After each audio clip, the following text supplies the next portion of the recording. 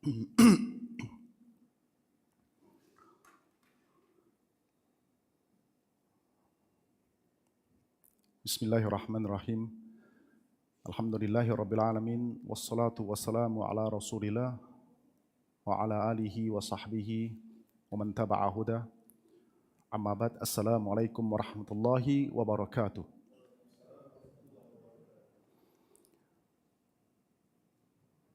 In the 10th year of prophethood, which is also known as the year of sadness, where the Prophet ﷺ lost his uncle, Abu Talib, and his beloved wife, Khadijah binti Huwailid. May Allah please be with her. He endured extreme boycott from his own people. This is why it's the year of sadness, because Abu Talib has always been giving the support to him in terms of protection. Because when his uncle was alive, no one dared to touch him. And when Khadijah was alive, she supported him financially in his da'wah, in his preaching, spreading the word of Islam. So when both of these figures passed away, he lost financially and he lost protection. It's a very difficult time for the Prophet ﷺ. And we know, if you read the story and the life of the Prophet ﷺ, he went to Ta'if, looked for protection, his own people, and they all not only did not give pledge. Okay. Not only did his people not give him the pledge of protection or alliance, they humiliated him, throw stone at him. The children spit on him. He left Ta'if. It was very sad. So if you can imagine, if you are at that moment when your people, you lost your beloved relatives and wife, and your people start torturing you, what will happen? It's very sad. Very difficult times for the Prophet ﷺ. And that was the time Isra Mi'raj happened.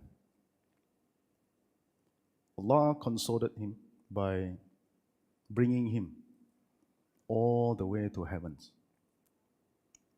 And we all, I would assume, most of us know about Isra Mi'raj.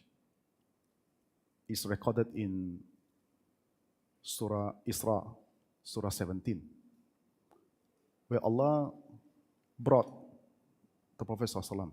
What happened? Jibreel came down from heaven, and with him he brought Buraq. There's this animal, look like mule, look like horse. It's an animal from paradise that can travel all the way to paradise. It's like a transportation. So he brought along Buraq.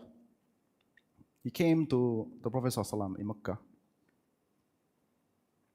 and they travel all the way from Masjid al-Haram to Masjid al-Aqsa, which is in Palestine. When they arrive, the Prophet ﷺ tied Buraq onto a rock before he went in and prayed and joined other prophets and prayed 2 rakat in Masjid al-Aqsa. Now, I want to stop here. We heard about this story many times, I'm sure. Have we Let me ask a question here. Why did the Prophet ﷺ tie the Buraq? Why did the Prophet ﷺ tie al-Buraq in the rock? Why did he do that? Have you ever wondered? We heard other things about Isra Miraj. So many lessons we have learned. But have you ever imagined or contemplated, why did the Prophet ﷺ tie Buraq? Anyone? Any thought? First, I want to paint you the picture. Buraq came all the way from paradise with Jibreel. He only had one mission. What was his mission? To bring Prophet ﷺ to paradise. And Buraq is a very strong animal. And nobody is allowed to ride on him except Jibreel and the Prophet ﷺ. It's like he's your Grab driver. He only pick you up. He's assigned to pick you up. No one else can go up. Number two, this event happened what? In the middle of the night or in the morning or what? In the middle of the night. What does it mean? Everyone was sleeping. Nobody knows. Was there anyone in the street? No. So what is the purpose of tying Buraq? Is there anyone who is going to steal Buraq?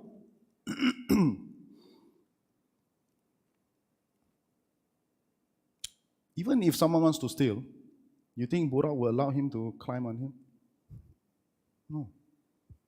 What's the point?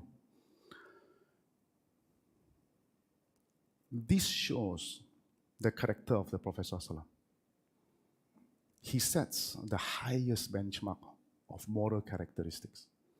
He always do the right thing, no matter what. This is the benchmark we are supposed to follow. This is the yardstick we are supposed to follow. Now, let's think about us. If we were to go out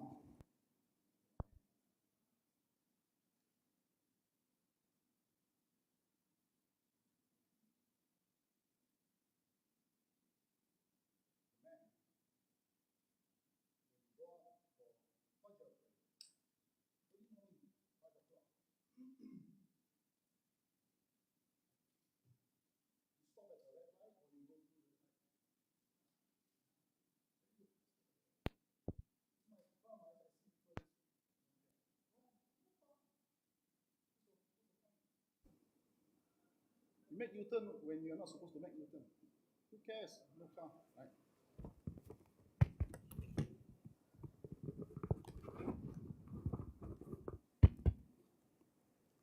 You park at 2 car parks. Who cares? Nobody come. Because Fajr, not many people anyway, right? This is how we react to situation like this. Not the Prophet ﷺ. He always did the right thing. Always.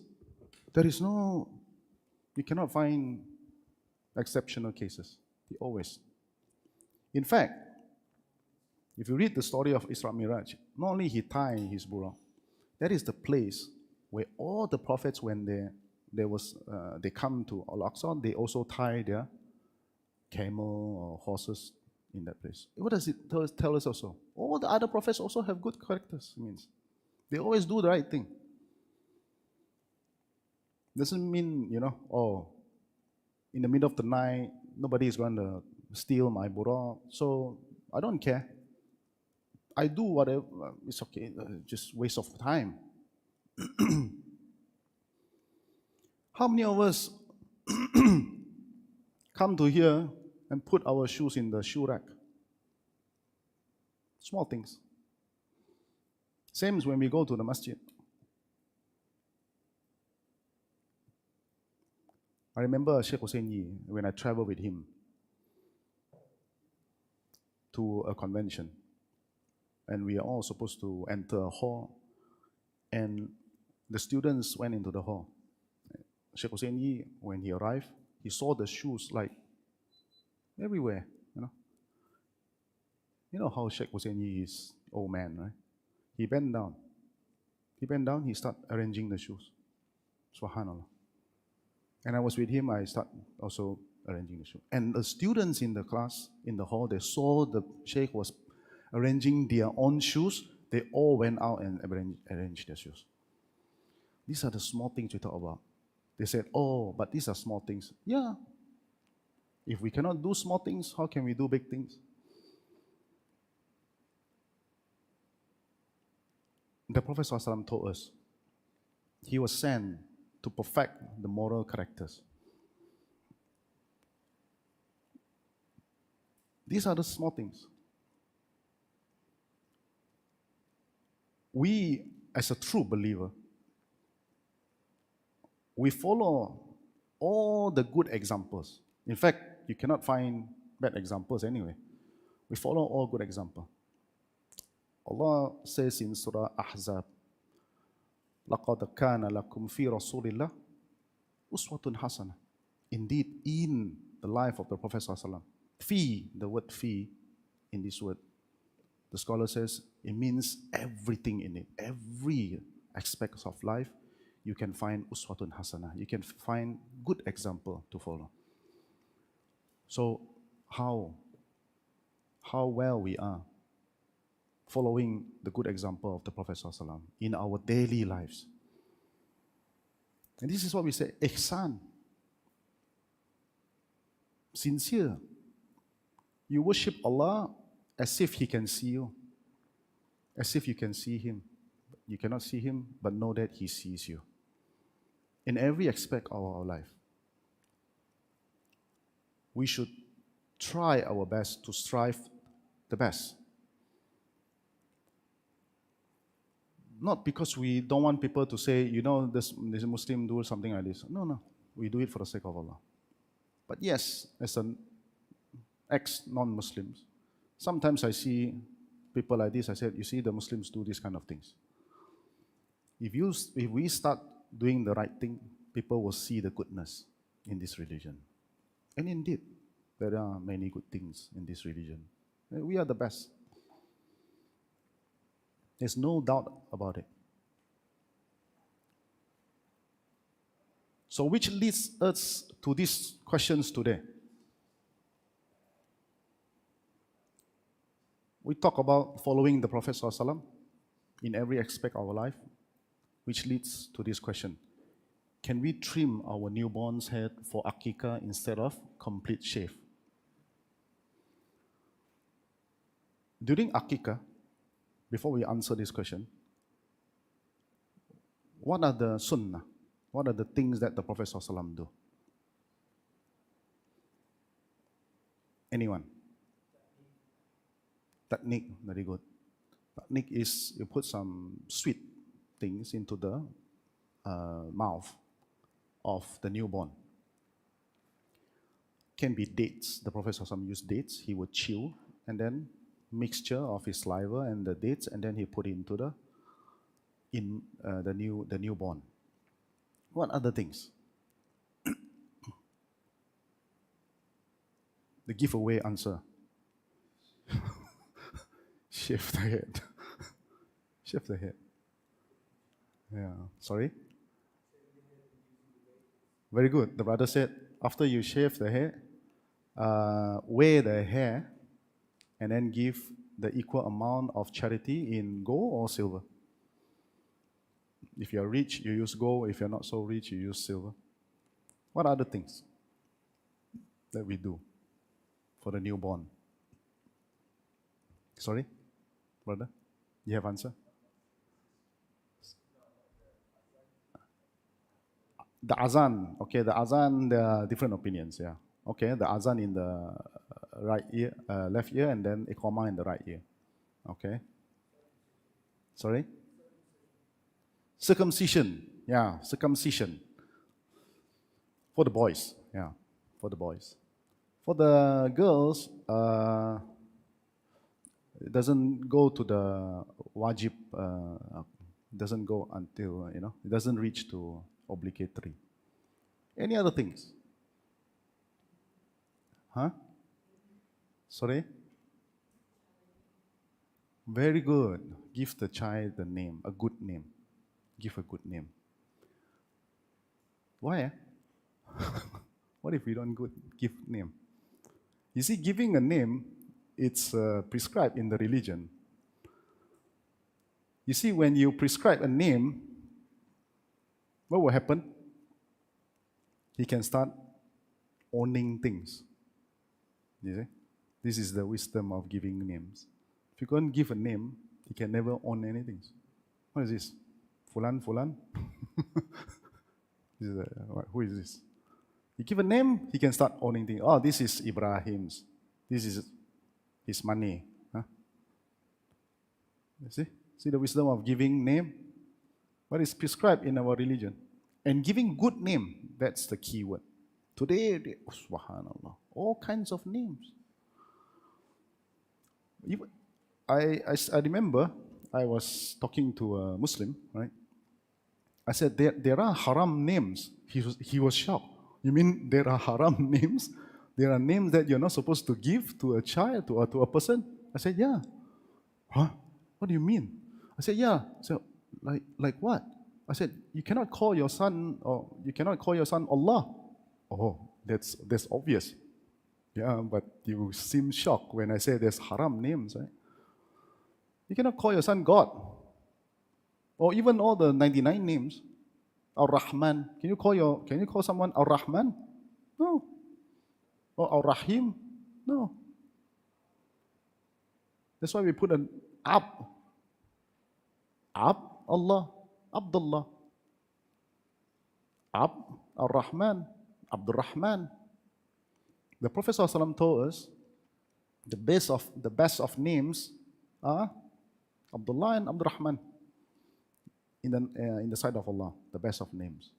Abdullah or Abdul Rahman. So yes, giving good names. Today, subhanAllah, seriously, may Allah guide us. I have heard people, they don't want to name their child Nuh because he said, I'm not Arabs. Why Nuh? I am Malay, so I call my daughter Cahaya. Cahaya, really? Sure. So then they start calling her Yaya. Give your child good name and call him good name. Yeah, you can have nickname, but please don't distort the name. But give him a good name and call him good name. Call him or call her by a good name. And I always told my wife, I said, stick to the good name. Why? Because our children will grow up one day. They will ask us, why you give me this name? So what's your answer to your children? Because it sounds good, is it? Because it sounds good. Because it's cool. You want to give a good reason to your child. I give you this name because of this. Then he will like, wow, thank you so much. Right? Your child will ask you. My child already start asking me. 8 years old, Abdullah, he asked me, why? Especially when he start going to classes, he said, why do you give me this name, Abdullah? So I told him, because the Prophet ﷺ said, the best of names is Abdurrahman and Abdurrahman. He said, oh. He said, I want you to be the best. Oh, see? So easy. He felt proud. Right. So yes, giving a good name. Any other things? Aqiqah. Naam. Slaughter. Slaughter goats. The boys, 2. And then for the female, 1. Slaughter. And for the meat, you can either give to charity, or you want to consume if you're a big family, or you want to give some to your neighbor. Up to you. The sunnah is 1/3, 1/3, 1/3. 1 for you, 1/3 for you, 1/3 for your jiran, for your neighbors, then 1/3 for charity. But if you want to do any of them, no problem. Any other thing that I miss? Did we miss anything? So that's the sunnah. That's how the Prophet ﷺ do for the newborns. You see how blessed we are in this religion. We know what to do when welcoming newborn. We also know what to do to the deceased, to someone passed away. From birth to death, we know what to do. Very good. This is the ni'mah from Allah. So we should be proud to be a Muslim. We should want to follow the Prophet ﷺ's way of doing things. We just talked about just now. Even to the extent he tied burak. To the minute details. So, what more if it's a rituals of any ibadah in the religion?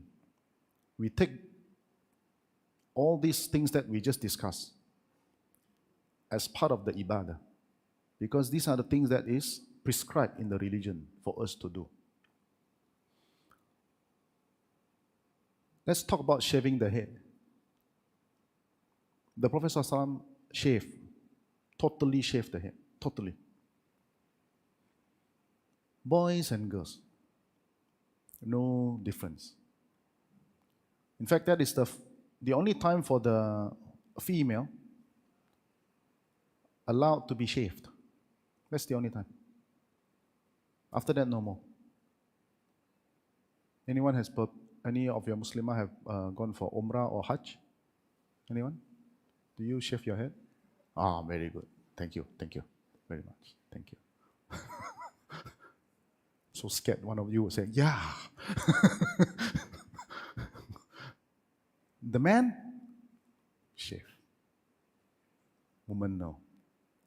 But newborn, yes, shave. What is the wisdom? Why? Why the Prophet ﷺ shaved the head?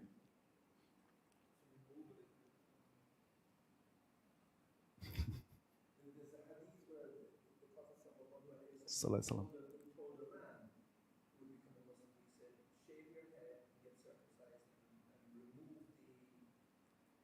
bad things, yeah?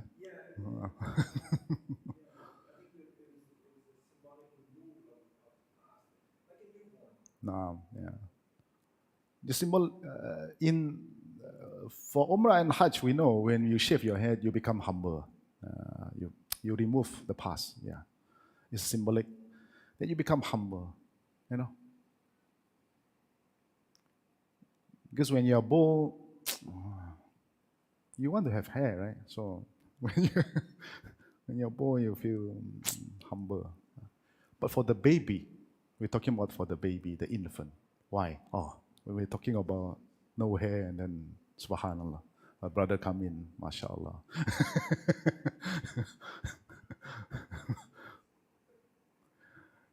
But for the baby, why? Why? The Prophet ﷺ never actually told us. But why do we follow? Because number one, the Prophet ﷺ did it. We discussed about that. We want to follow every single thing that the Prophet ﷺ did. Because he told us to do it and he did it, we want to do it. We shave completely. But I have to stress one thing. What is prohibited is the Prophet ﷺ told us, shave some, not shave some. Leave a bit here, shave a bit here. Even for the grown men, we are not supposed to do that. You know the mohawk, they shave here and then they leave a broom here. Then you become broom. Right?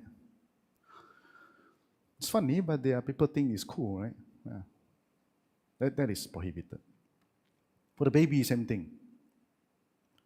You shave, whole thing. And he always start from the right to the left.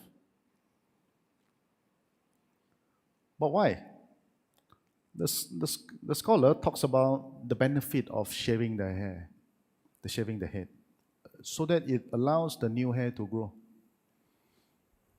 And you get rid of the so-called dirty hair because it was in the wombs and all that. So it carries with it. So you get rid of that. So that new hair will grow and more hygienic. Huh? Yeah. And it sort of strengthened the muscle also, the scalp. How true is that? I'm not sure. You can Google about it.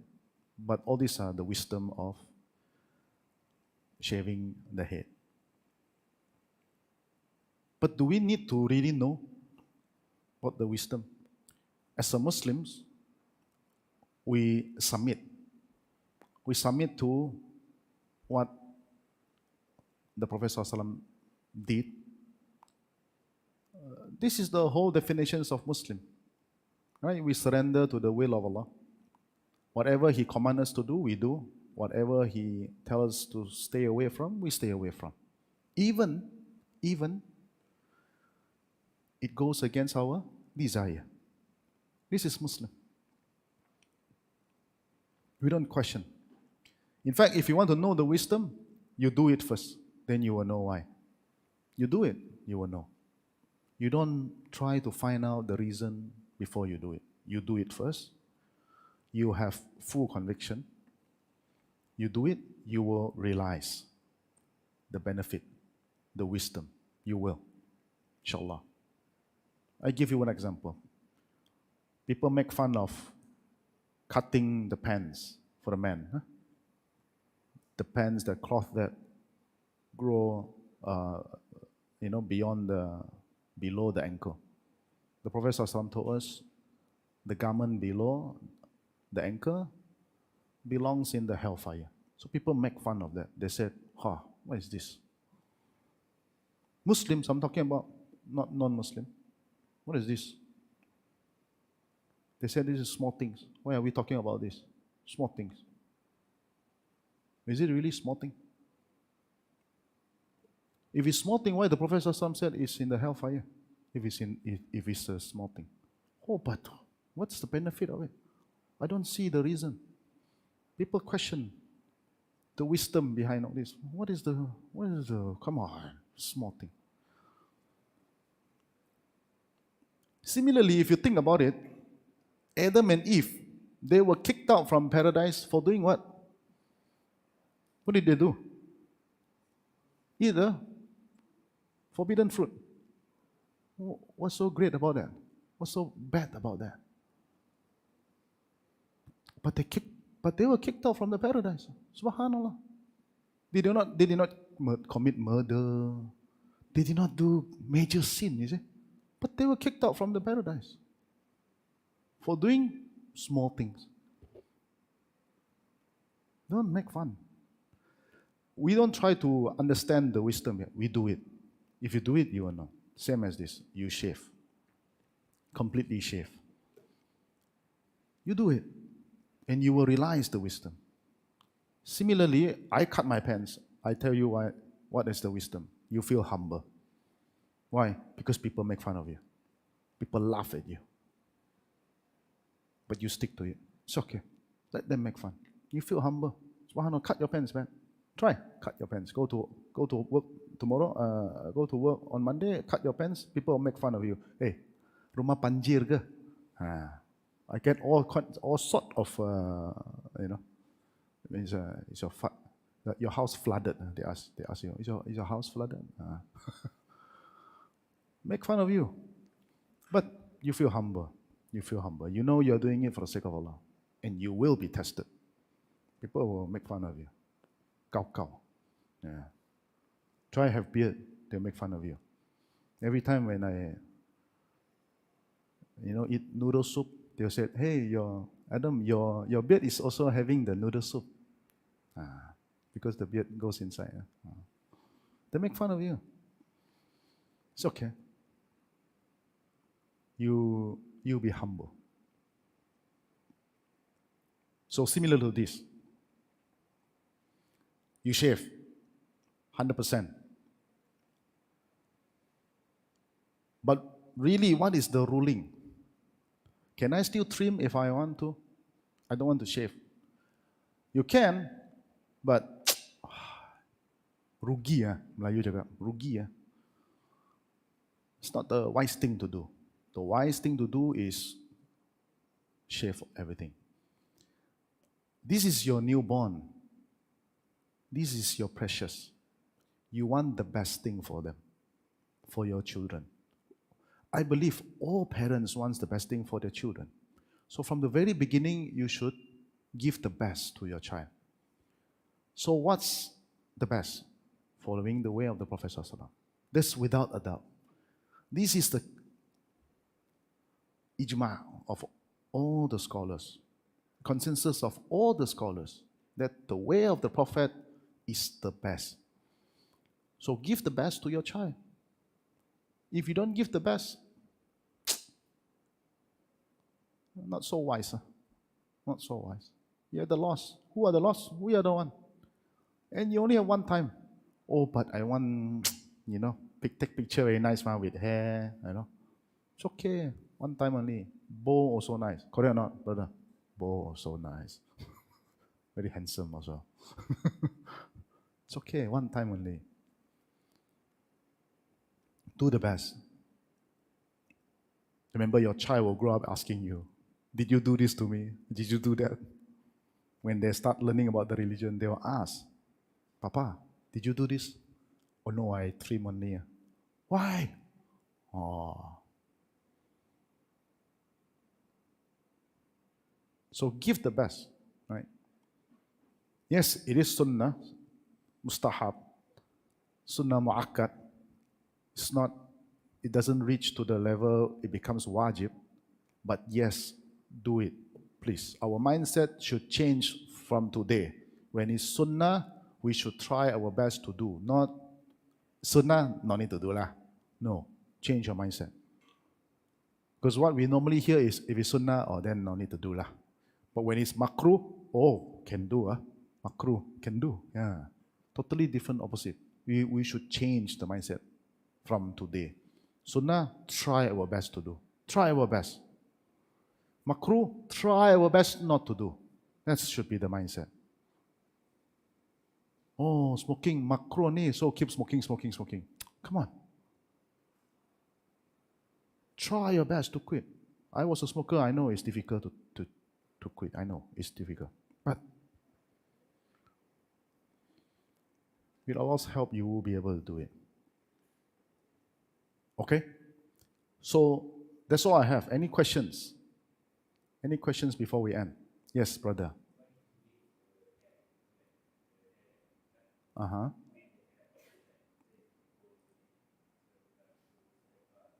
Okay.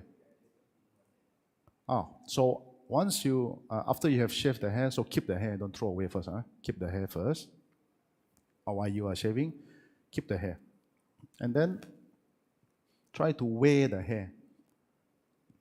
How much is the weight of the hair? Roughly, I think 3 to 5 grams, roughly about that. Yeah, unless your child really have a lot of hair, then you pay a lot. So once you have done that, weigh it. It's a bit difficult to weigh. So what I suggest you do is, from my previous experience, buy the kitchen scale, the cooking scale, the digital one, where they weigh 5 grams, 10 grams, very small. So you use that, and then you weigh the hair. So you put it in a bowl, then you put it in, or you put in a tissue. So let's say 5 grams, for example. Then 5 grams of gold. Use the gold price of that day, and then equivalent to that, then give charity on behalf of him. Yeah. Or silver, whichever. If you are a millionaire, then use gold. Yeah. If you're not millionaire, then maybe use silver. Yeah. Try your best. Yeah. Silver or gold? Choose. Does that answer your question, brother? Sorry? Wisdom of doing that. So you begin doing the first good deeds for the child. Yeah. You do good things for the child. Yep. So the child starts with good deeds. Yeah. Inshallah, he'll grow up doing good deeds. Inshallah. It's a very good question. And then after that, what do you do? The hair, you can throw it away, or following the sunnah is you bury them. Yeah, bury them. Find a place, dig it, bury them. Yeah. Okay. Any other questions? Very good question. Any other questions before we end?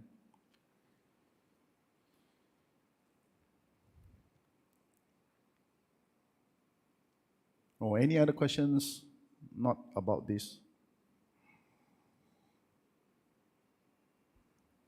Yes, brother.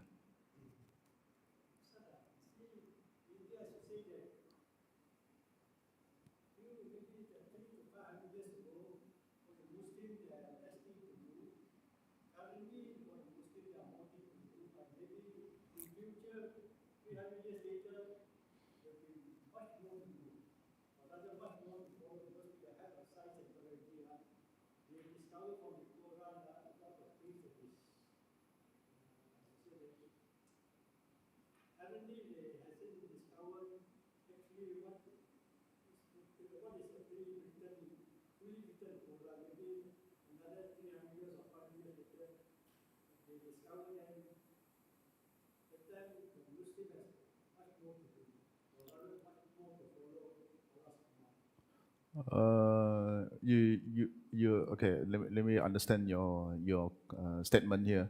So you're saying, what we understand the Quran is what we understand now. So maybe after 300 years from now, 500 years from now, then we discover more, so it becomes more things to do, is it? Is that what you're saying? More things to follow. Oh, okay. Uh, Not really true, actually, because the Quran is complete, actually. The Quran is complete, and there was no additional things.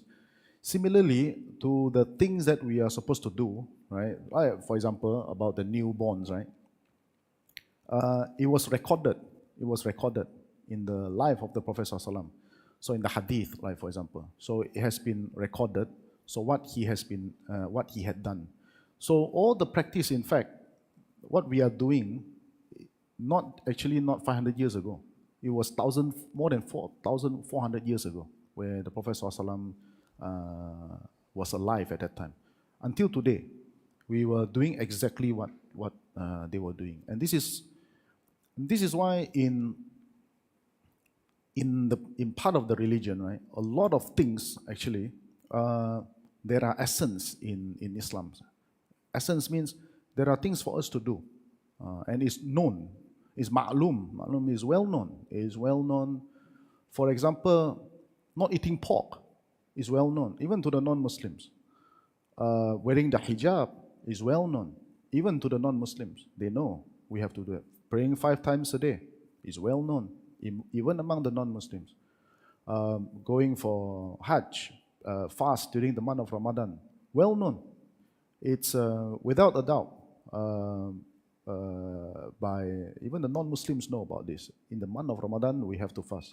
So there are, I would say, most of the things which is essentials in the religion is well known. It's already prescribed, documented, and it has been taught since that time until today. And there was no addition, or there is no deletions. Yeah. You don't delete anything, you don't add anything. It is perfectly preserved. Yeah.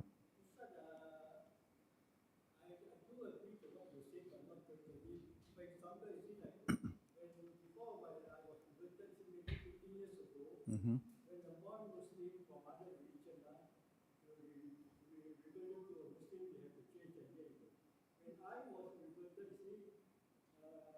I see.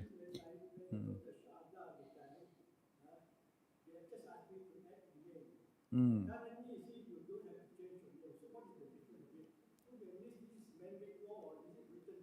So very good question. So the brother asked, like, one of the example would be when someone become Muslims, do we have to change the name? 15 years ago, you have to change your name.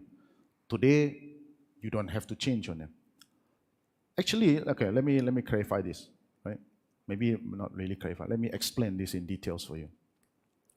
First of all, in the time of the Prophet ﷺ, right, he did not impose this. He did not say everyone become Muslims must change the name. Some of the people, yes, he did change the name. For reasons, the Prophet ﷺ told us, some of the people, he changed his name because his original names are either haram or not so good. Remember just now I talked about, there are names that is haram, it's prohibited. Because those days, there are people, they call themselves, they are the slave of the idols. For example, they worship these idols, they call themselves, I'm the slave of these idols. So when they become Muslims, the Prophet ﷺ changed their name. They said, you cannot call yourself the slave of these idols because we are all slave of Allah. So change to Abdullah, for example. But there are names, there is no harm. Bilal, for example, he is African. When he became Muslims, he did not change his name. The name has no harm, there is no need to change. So that's number one. So in terms of the religion, there are cases that the Prophet ﷺ changed for reasons. There are cases that Rasulullah did not change. This is what is prescribed in the religion. Now let's talk about in Malaysia. When you become Muslim today, they said you don't have to change your name. 15 years ago, they said you must change your name. Actually, technically, I just want to clarify because many people, they misunderstand this. Technically, nobody changed names. You're just adding another name. Yes, those days, 15 years ago, you must add another name. You must add another name. For example, I did add another name. My previous name was Vincent Wu. Now becomes Adam Wu. It's not I changed the name, you see. In your IC, I still carry two names. You cannot change your name, brother. Because why? If I commit a crime using Vincent Wu, I still go to jail. You do not, because they cannot change my birth cert. My birth cert is in Vincent Wu. They cannot say, wipe it out, become Adam Wu. No. A lot of things, a lot of certificates were in Vincent Wu. In my IC, if you put the my card, there are still two names, Vincent Wu and Adam Wu. The only thing is, because when you go and change your my card, because you want to add the Islam word, they put your Muslim's name. But in the chip, your non-Muslim's name is still there. There is no deleting your own name. So I wouldn't say you have changed your name. You have just added a name. You understand? Okay. Those days, they insist you want to add a name is because so that they can identify, they can differentiate very easily. Today, you don't have to do that because you have a chip, so it is easy. Those days, if you remember, we use blue IC, right? Thumb, right? So what they do is they add alias at the back. So otherwise, they wouldn't know, because those days, the blue IC, they don't have Islam, these kind of things. So they wouldn't know whether you are Muslim or not. If your name is like Wu Zhongyin like that, then I die, then how do they know I'm a Muslim? Right? But today, alhamdulillah, you have the chip, you have the card, they can put the name, word Islam there. So hence, you don't have to change your name. But if you want to follow the religion, you still have to think about whether your name is bad or not. Sometimes Chinese, a lot of Chinese name, aqiqah, you know. It sounds like aqiqah means like a cow. Hey, cow. They call him cow. It sounds like cow. Or pig. Hey, pig. Because those days, a lot of names, they sounds like pig or dog or, you know. So better change a good name. Remember, we talk about give yourself a good name, because someone who becomes Muslim, embrace Islam, it's like a newborn. So pick yourself a good name if you can. But if your name is already good, might as well, it's okay. Then continue to use your own name. A lot of Chinese names are good names, right? A lot of Chinese names are good names. There's no doubt about it, right? So then you don't have to change your name. Okay, again. You don't have to add another name. Yes, sister.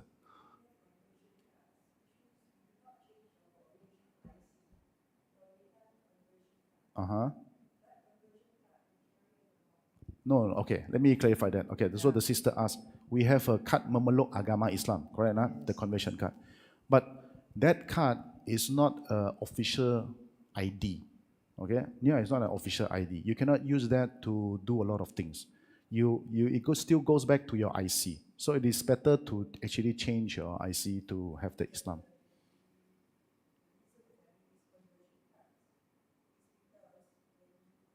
Pass away immediately, or something happens to you, or there is a dispute within a family or your spouses of your religion, that will prove that you are actually going to be buried according to the Muslim rites. Very good. Yeah? So the sister That's said, how it is. yep. But still, I have to emphasize this.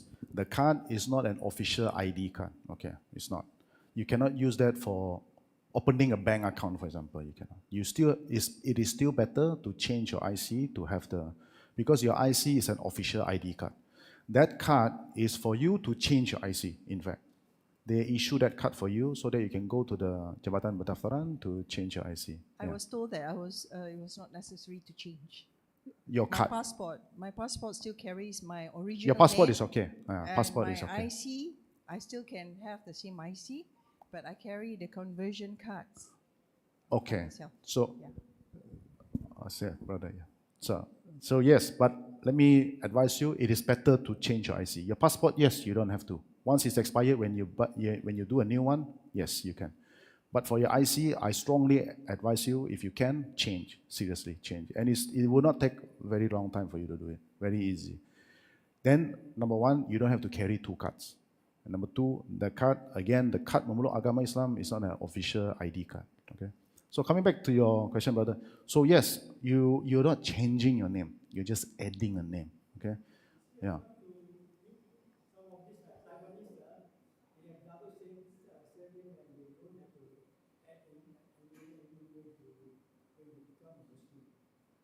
Yeah. Actually, you don't have to. Like I said, you don't have to. As long as your name your name is not haram, it's not prohibited name. Yeah, you can. You can stick with your name. Yep. No. Like I mentioned, it's not a man-made law. Last time, why they insist to do that? Because they need to differentiate. Because otherwise, they wouldn't know. You see, they wouldn't know whether you are Muslim or not. Because those days, our blue IC, it doesn't have a chip, right? And it doesn't have the word Islam. So let's say you pass away, that nobody knows you are Muslim. Then it goes back to the Khaadem Memeluk Agama Islam. It becomes very messy. So because of that, they insist of this. So there is a step. I don't know other countries. So yeah. So because it is to facilitate the administration, see, to know that whether you are Muslim or not. Because when you become Muslim, there's a lot of implications in this country. For example, you are entitled for zakat, right? You're entitled for zakat. The zakat can be given to you, right? The burial if you pass away, right? You cannot go to some of the prohibited places, like you go to the bar and all that. You can get caught, for example. In the month of Ramadan, if you don't fast, you can also get caught. So there are many implications of the law. Get married, for example. You must be a Muslim to get married, right? Muslim to Muslim. Muslim, non-Muslim, no, you cannot. So, and this is why to facilitate the administration, they have to do something so that they can facilitate the administration. Okay. Sorry, I have to stop because I was given a signal just now. We can discuss more about this after this. Subhanakallahumma wa bihamdika, asyhadu an la ilaha illa anta, astaghfiruka wa atubu ilaik. Assalamualaikum.